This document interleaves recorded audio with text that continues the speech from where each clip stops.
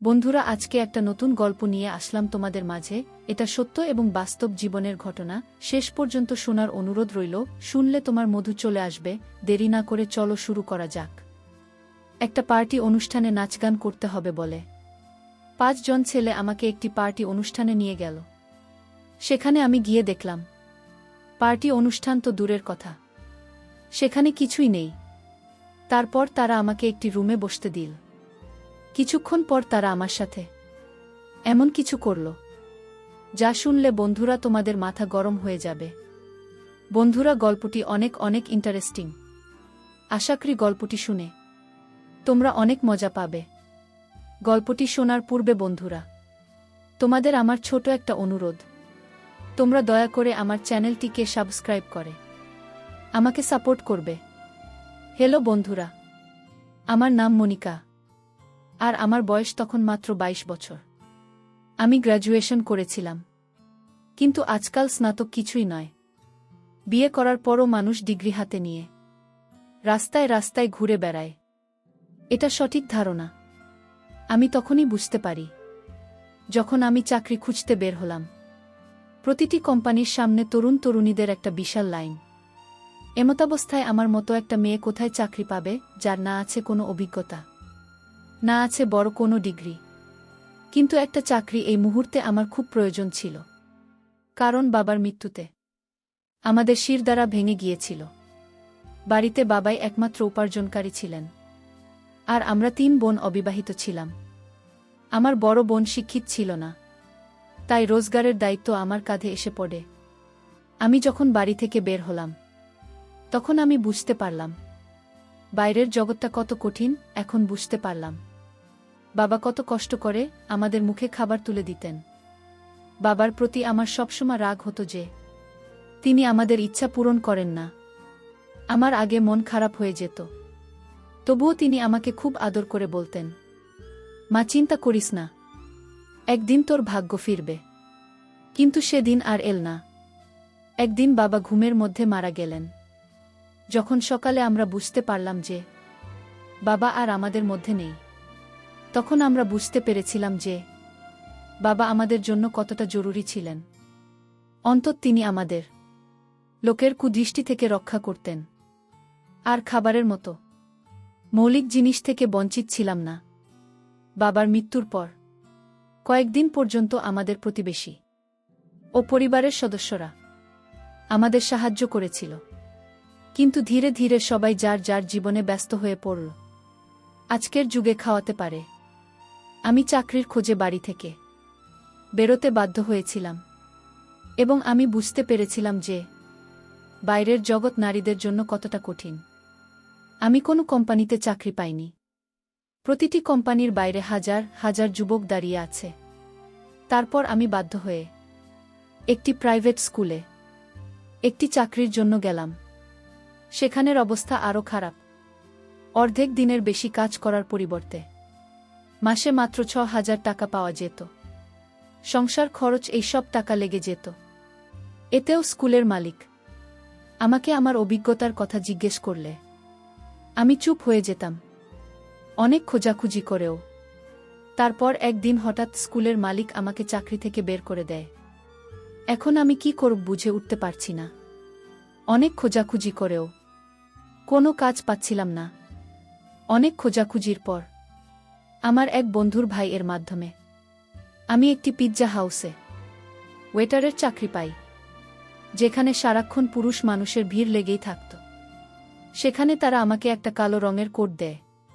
প্রতিদিন সেটি পরে আমাকে ডিউটিতে যেতে হবে, যার উপরে পিৎজা হাউসের নাম লেখা ছিল। পরের দিন থেকেই আমাকে কাজের জন্য ডাকা হয়েছিল। পিৎজা হাউসের মালিক ওয়াটারের নামে একটি আধুনিক মেয়ে চেয়েছিলেন। মেয়েটিকে দেখতে যাতে অনেক সুন্দরী হয়, যার কাঁধে চোট চুল ছড়িয়ে থাকবে, এবং সে যেন অনেক মেকআপ করে ডাইনিং হলে দাঁড়িয়ে থাকে। তাদের সমস্ত শর্ত মেনে আমি ইউনিফর্মটি আমার ব্যাগে রেখে বাড়ি ফিরে এলাম। আমি তখনও ঠিক করতে পারিনি যে আমি এই কাজটা করতে চাই কিনা, কারণ এটা আমার জন্য খুব কঠিন কাজ। বাবা থাকতে আমাকে কখনো প্রয়োজন ছাড়া বাড়ি থেকে বেরোতে হয়নি। আর এত আটোসাটো পোশাক পরে এত মানুষের মধ্যে পিৎজা হাউসে দাঁড়িয়ে থাকাটা আমার জন্য খুবই অস্বস্তিকর কাজ ছিল। কিন্তু ভাবার প্রয়োজন, একজন মানুষকে সবকিছু করতে বাধ্য করে। আমি যখন সেখান থেকে বাড়ি ফিরে আসি, তখন আমার মা দরজার দিকে উদ্বিগ্ন হয়ে দাঁড়িয়েছিলেন। আমাকে দেখে তার চোখে জল চলে আসলো। আমি আমার মাকে জিজ্ঞেস করলাম যে, মা, তুমি এখানে এভাবে দাঁড়িয়ে আছো কেন? তখন মা কাঁদতে শুরু করে বলল, মা, কারেন্টের মিটারের লোকেরা এসে আমাদের মিটারের লাইন কেটে দিয়ে গেছে। মায়ের কথা শুনে আমার হৃদয় কেঁপে উঠল। এখন খুব গরম, কারণ ছাড়া বেঁচে থাকা খুব কঠিন। কিন্তু গত 2 মাস ধরে আমরা বিল দিতে পারিনি। সম্ভবত সে কারণেই আমাদের মিটারের লাইনটা কেটে দিয়েছে। মায়ের চোখের জল আমাকে সিদ্ধান্ত নিতে বাধ্য করে।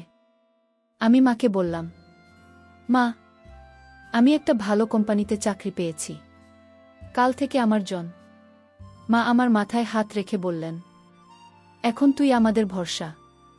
আর তোকেই তোর 2 বোনের বিয়ের ব্যবস্থা করতে হবে। মা আমার কাছে একটি ভারী দায়িত্ব দিয়ে দিলেন। আমি ভাবছিলাম কিভাবে আমি দায়িত্ব পালন করব, কিন্তু আমাকে এই দায়িত্ব পালন করতে হবে। মা জিজ্ঞেস করেছিলেন আমি কোথায় চাকরি পেয়েছি, কিন্তু আমি তাকে বলতে চাইনি আমি কোথায় চাকরি পেয়েছি। তাই আমি মাকে বললাম যে আমি একটি বড় কোম্পানিতে একটি ভালো পোস্টে চাকরি পেয়েছি। আমার কাজের সময় ছিল বিকাল 3টা থেকে রাত 1-1টা পর্যন্ত। আমি অনেক কষ্টে মাকে এই কথাটা বলেছিলাম। আমার চাকরির সময় জেনে মা অবাক হয়ে আমার দিকে তাকিয়ে বললেন যে এটা কোনো কোম্পানি যেখানে বিকেল 3টায় তাকে কাজে ডাকে। আমি মিথ্যা বলেছিলাম যে এটা একটা মাল্টিন্যাশনাল কোম্পানি, এখানে 24 ঘন্টা কাজ চলে। এই সময়ে আমাদের টাকার এত প্রয়োজন ছিল যে তিনি আমাকে প্রশ্ন করার পরিবর্তে আমার মা আমাকে প্রচুর আশীর্বাদ করলেন। পরের দিন দুপুর 2টায় পিৎজা হাউসের জন্য বেরিয়ে পড়লাম। আমি কি জানতাম এখান থেকেই আমার ভাগ্য আমাকে কোথায় নিয়ে যাবে। পিৎজা হাউসে আসার পর ইউনিফর্ম চেঞ্জ করেছিলাম। ম্যানেজার আমাকে পিৎজা হাউসের দরজায় কাছেই দাস ঘুরিয়ে বললেন, আজ তোমার প্রথম দিন, তাই তুমি ভিতরে আসা যাওয়া সবাইকে সম্মানের সাথে স্বাগত জানাবে। তারপরে আমার দিকে তাকিয়ে সে রেগে বলল, এটা কি রকম হলো? তুমি মেকআপ করে আসলে না কেন? আমি বললাম, সরিষার। তারপর ম্যানেজার আমাকে বলল, তুমি 10 মিনিটের ভিতরে করে আসবে। যাও যাও, তাড়াতাড়ি যাও। ম্যানেজারের কথা শুনে আমি টেনশনে পড়ে গেলাম, কারণ আমার মেকআপ ছিল না। সেখানে উপস্থিত আরেকটি মেয়ে তার মেকআপ নিয়ে এসে আমার মুখে খুব দ্রুত মেকআপ করে দিল। এবং তারপরে আমি যখন আয়নায় নিজেকে দেখলাম, আমি অবাক হয়ে গেলাম। আমি জানতাম না যে আমি এত সুন্দর। আমার গায়ের রং ফর্সা, কিন্তু একটু মেকআপ করার পর আমি পুরোপুরি উজ্জ্বল হয়ে উঠলাম। আয়নায় নিজেকে দেখছিলাম। তখন মেয়েটি বলতে শুরু করল যে এই পিৎজা কোম্পানির মালিক তোমাকে শুধু তোমার সৌন্দর্যের জন্যই তোমাকে এখানে রেখেছে, নইলে কাজ করার জন্য তো অনেক লোক আছে। আমি তখন জানতে পারলাম যে আমি আমার যোগ্যতার জন্য নয়, আমার সৌন্দর্যের কারণেই কাজটি পেয়েছি। কাজের প্রথম দিনটি আমার জন্য খুব কষ্টের ছিল। আমি 3টা থেকে দরজায় দাঁড়িয়ে আছি। এখানে আসা নারী পুরুষদের স্বাগত জানাচ্ছি। মহিলাদের সংখ্যা খুবই কম, বেশিরভাগ পুরুষরাই এখানে আসত। শেষের দিকে আমার পায়ে খুব লাগছিল। তারপর প্রথম দিন ছুটি শেষে বাসে ধাক্কা খেতে খেতে রাত 1-2টার দিকে বাড়িতে পৌঁছালাম। মা জেগে আমার জন্য অপেক্ষা করছিল। আমি মায়ের সাথে বসে খাবার খেয়ে তাড়াতাড়ি বিছানায় শুয়ে পড়লাম। আমি বাবাকে খুব মিস করছি। একটু সামান্য বিষয় নিয়ে আমি বাবার সাথে রাগারাগি করতাম। তারপরেও বাবা মাকে সান্ত্বনা দেওয়ার চেষ্টা করত। রাতে খাওয়া দাওয়া করে আমি পায়ের ব্যথায় ছটফট করতে করতে বুঝতেই পারেনি কখন যে ঘুমিয়ে পড়েছি। পরের দিন আবার 2টার দিকে বাসা থেকে বের হলাম। আজ আমাকে দরজার কাছে দাঁড় না করিয়ে অর্ডার নেওয়ার কাজটি দেওয়া হয়েছিল। এই কাজটা আমার কাছে প্রথমে কিছুটা সহজ মনে হয়েছিল, কিন্তু কিছু সময় পর বুঝেছিলাম এই কাজটা মোটেও সহজ নয়। আমি যার কাছে অর্ডার নিতে যেতাম প্রায় পুরুষরাই আমার দিকে হা করে তাকিয়ে থাকত, আর আমাকে এটা সেটা জিজ্ঞেস করত আর হাসত, এবং জবাবে আমাকেও হাসতে হতো, কারণ এটাই এখানে কাজের নিয়ম। তারা ইচ্ছাকৃতভাবে অর্ডার দিতে অনেক সময় নিত। মাঝে মাঝে অর্ডার দেওয়ার সময় আমার এত কাছে আসত যে তখন আমার খুব খারাপ লাগত। এখন আমি ভালোই বুঝতে পারছি যে এই পিৎজা হাউসটি ওয়েটারের কারণে চলত, কারণ এখানে প্রায় সবগুলো ওয়েটার সুন্দরী সুন্দরী মেয়ে, যে কারণে এখানে বেশিরভাগ পুরুষই আসত শুধুমাত্র মেয়েদের জন্য। এভাবেই চলছিল আমার চাকরি। আমি সেখানে খুব ভালোই ছিলাম। এভাবে চলতে চলতে আমার চাকরির প্রায় 1 মাস হয়ে গেল। সেই 1 মাসে অনেক কিছু ঘটে যা আমার জন্য খুবই অদ্ভুত ছিল। পুরুষদের অর্ডার দেওয়ার অজুহাতে কাছে আসা এবং ডবল মিনিং যুক্ত শব্দ ব্যবহার করা। কিন্তু এই চাকরির সবচেয়ে ভালো জিনিস হল বেতন ছাড়াও এই 1 মাসে প্রচুর টিপসের টাকা জোগাড় হয়েছিল। সেই টাকায় আমি বিদ্যুতের বিল মেটাতে ব্যবহার করি। ধীরে ধীরে পিৎজা হাউসের পরিবেশে অভ্যস্ত হয়ে পড়ি চাকরি করতে করতে। এরই মাঝে আমি একটি অদ্ভুত ব্যাপার লক্ষ্য করতাম। প্রতিদিন সন্ধ্যায় 5 জন ছেলে পিৎজা খেতে আসত কোনার টেবিলে বসতে। সেই টেবিলটা ছিল আমার ভাগে। আমি প্রতিদিন তাদের কাছে অর্ডার নিতে যেতাম। তারা 5 জনই 20 থেকে 22 বছর বয়সী, যারা আমার দিকে গভীর দৃষ্টিতে তাকাত। আজও যখন আমি তাদের কাছে অর্ডার নিতে গেলাম, তাদের একজন জিজ্ঞেস করে, তুমি এখানে বাধ্য হয়ে কাজ করো তাই না? আমি হ্যাঁ বলে দিলাম। সে সাথে সাথে তার কার্ডটি বের করে আমার সামনে রেখে বলল, তোমাকে খুব ভদ্র মেয়ে বলে মনে হচ্ছে। যদি তোমার কোনো সাহায্যের প্রয়োজন হয় তবে দয়া করে আমাকে স্মরণ করিও। আশা করি উপকার পাবেন। আমি কিছু না ভেবেই কার্ডটি তুলে আমার কোটের পকেটে রাখলাম। আমি যখন কার্ডটি নিলাম, সে তখন একটা মুচকি হাসি দিল। আমি জানতাম না যে এই হাসির ভিতরে এক অদ্ভুত ব্যাপার লুকিয়ে আছে। এই হাসির ভিতরে আমার জীবনের সবচেয়ে কঠিন সময় আসবে। তারপর এভাবে বেশ কিছুদিন ছেলেগুলো আসতে থাকল। প্রতিদিন আমি তাদের অর্ডার নিতে যেতাম। তাদের একজন আমাকে মাঝে মাঝে বলতো, তুমি কত সুন্দর, সত্যিই তুমি একটি ভালো মেয়ে। একটু একটু করে কথা বলতে বলতে তাদের সাথে আমাদের বন্ধুত্বপূর্ণ সম্পর্ক হয়ে গেল। এভাবে দেখতে দেখতে 2য় মাসও পার হয়ে গেলাম। একদিন চাকুরি থেকে বাড়ি ফেরার পর মা আমাকে বলল যে, মা মনিকা, তোর বড় দিদির একটা ভালো সম্বন্ধ এসেছে।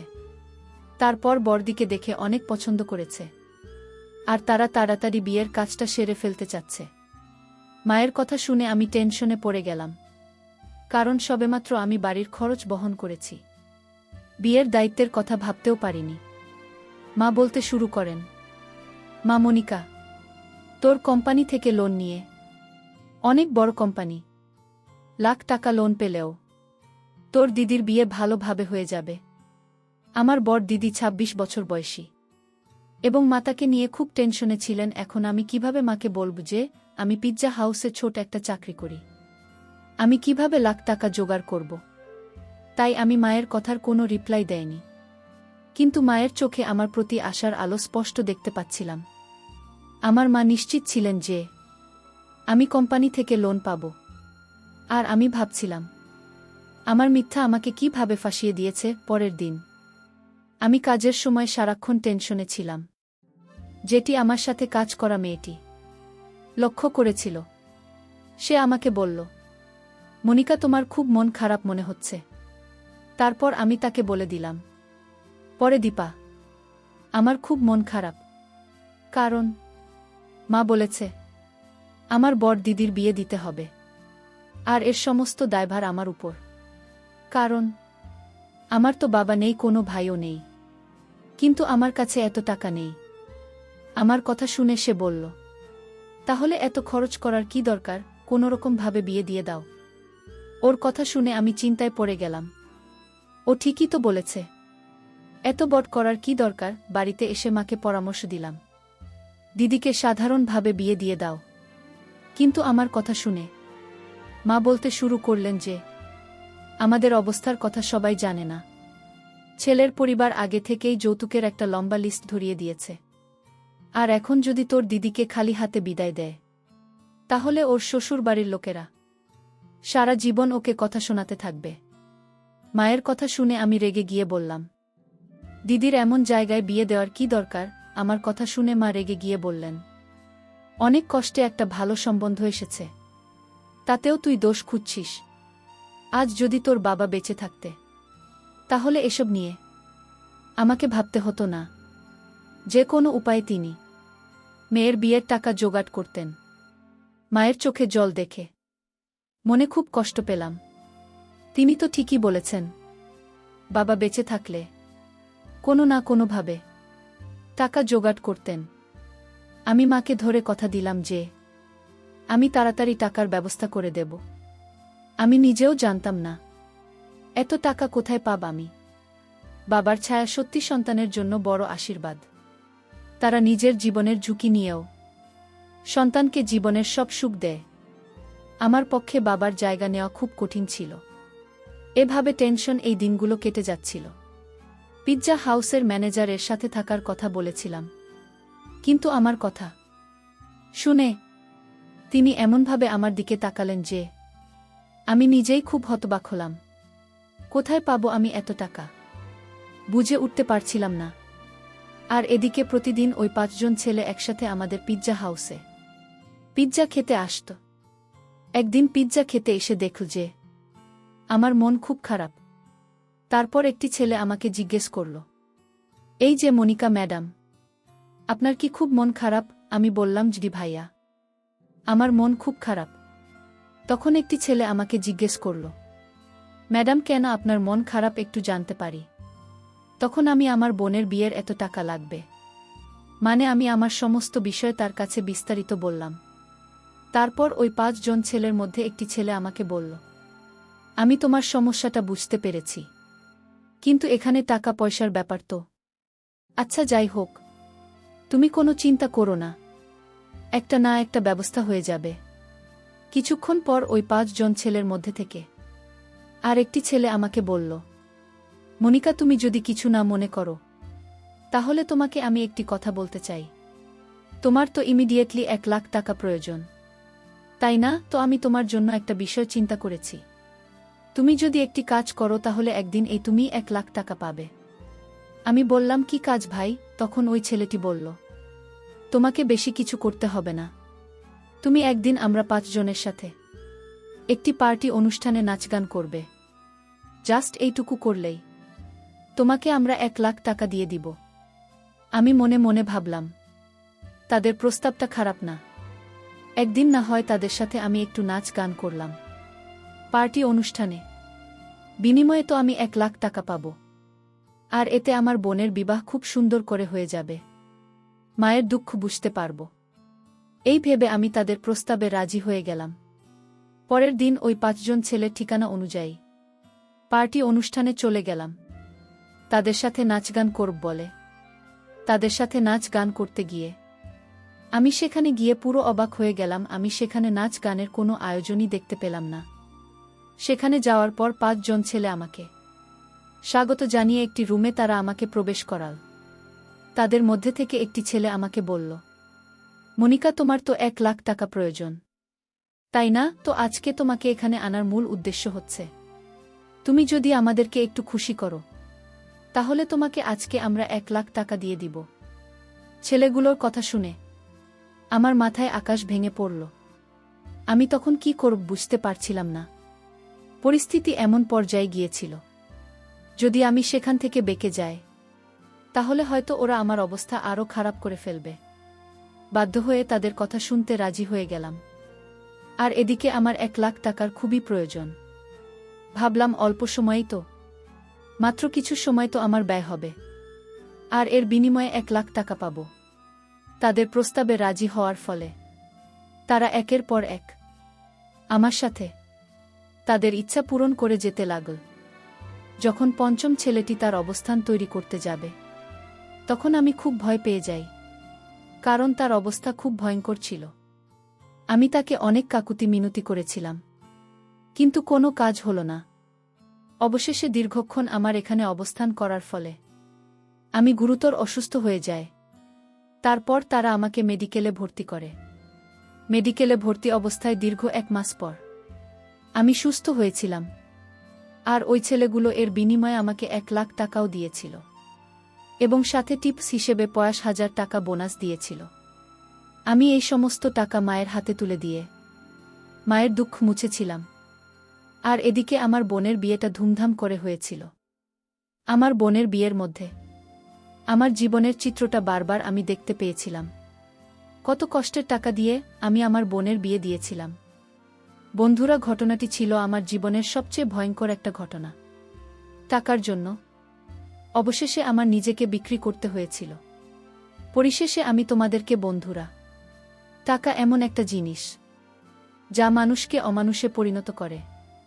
টাকার কারণে মানুষের সম্মান বাড়ে, আবার টাকার কারণে মানুষের সম্মান, ইজ্জত, এমনকি নিজেকেও অন্যের হাতে বিলিয়ে দিতে হয়। সবই নিয়তির খেলা। বন্ধুরা, গল্পটি তোমাদের কেমন লাগল অবশ্যই কমেন্ট করে জানাবেন। বন্ধুরা, আজকে এই পর্যন্তই। আবারও আসব তোমাদের মধ্যে নতুন কোনো গল্প নিয়ে। গল্পটি যদি তোমাদের ভালো লাগে তাহলে একটি লাইক দাও।